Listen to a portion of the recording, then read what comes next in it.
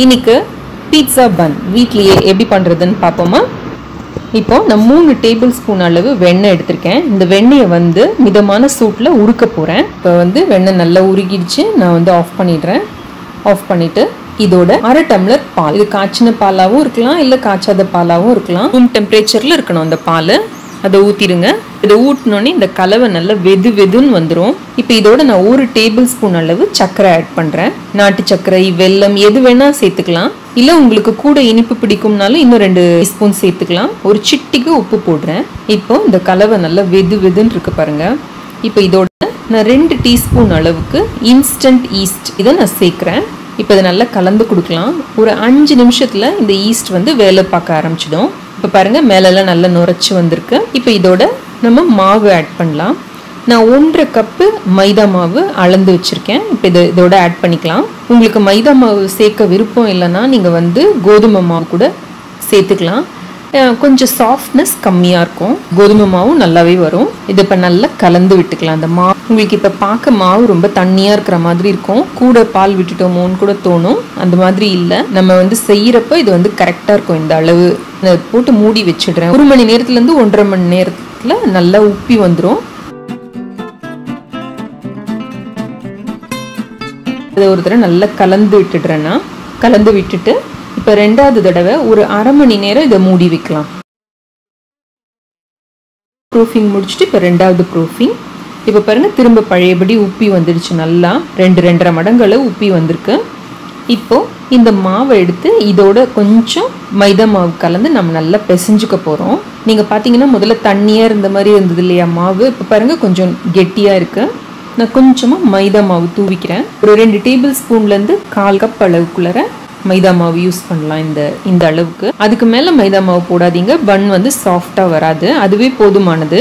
கொஞ்சம் கொஞ்சமாக அந்த மைதா மாவை தூவி உங்களோட உள்ளங்கையை வச்சு நல்லா உங்களை விட்டு தள்ளி அழுத்தி விட்டு திரும்ப உங்கள் பக்கம் இழுத்து திரும்ப தள்ளி விட்டு திரும்ப இழுத்து இதே மாதிரி நீங்கள் ஒரு 5லேருந்து 10 நிமிஷம் மாவை தூவி விட்டு பண்ணிங்கன்னா உங்களுக்கு நல்ல சாஃப்டான மாவு கிடைச்சிடும். இப்போ பாருங்க இந்த மாவு ஒட்டவே இல்லை. எவ்வளோ தண்ணியாக இருந்த மாதிரி இருந்தது. இப்போ பாருங்க எவ்வளோ ஒட்டாத அளவுக்கு நல்லா வந்துடுச்சுன்னு.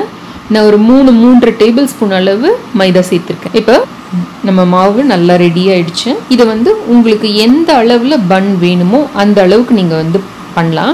இப்போ நான் காமிச்ச அளவில் வந்து 6 பன் வரும் இந்த அளவு மாவுக்கு. ஸோ நான் அதை 6ஆக டிவைட் பண்ணிக்கிறேன். அந்த மாவை நம்ம விருப்பம் தான், எப்படி வேணாலும் எந்த அளவு வேணாலும் பண்ணலாம். இதே மாவு நம்ம பன் பீட்சா 2த்துக்குமே சரியாக இருக்கும். இப்போ நான் உள்ளங்கையில் வச்சு லேசாக அழுத்தி விடுறேன். அந்த மாவை கொஞ்சம் பரத்தி விட்டுக்கலாம். பரத்தி இப்போ இதுக்குள்ளார நம்ம பீட்சாவுக்கு தேவையான அந்த கலவை ஃபுல்லுத்தையும் வைக்க போகிறோம். வச்சு மூட போகிறோம். உங்களுக்கு விருப்பமான பீட்சா சாஸ் வச்சுக்கலாம்.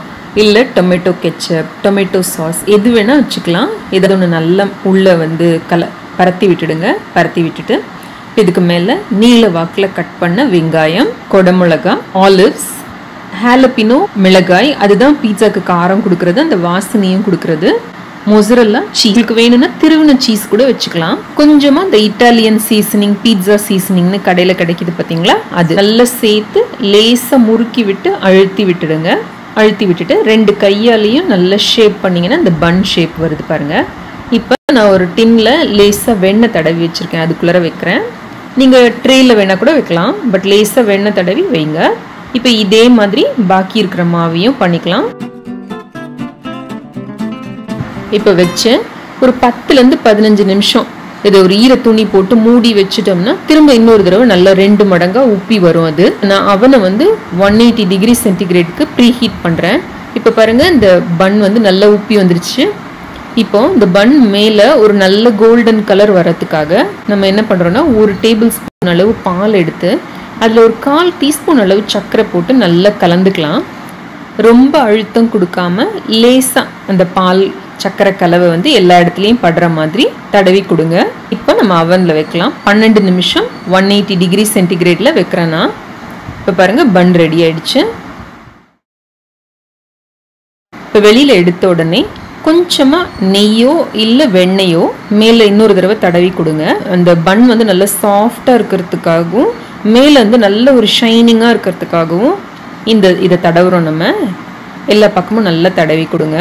இப்போ கொஞ்சம் சூடு ஆறணுன்னே எடுக்க வர்றப்ப இதை எடுத்து அலை மாதிரி இருக்கிற பிளேட் அடுக்கி வைங்க. இப்போ நல்லா கூல் ஆயிடுச்சு. இதை எடுத்து பரிமாற வேண்டியதுதான். நீங்கள் செஞ்சு பாருங்கள். செஞ்சு பார்த்துட்டு உங்கள் ஃபீட்பேக் எனக்கு எழுதி அனுப்புங்க.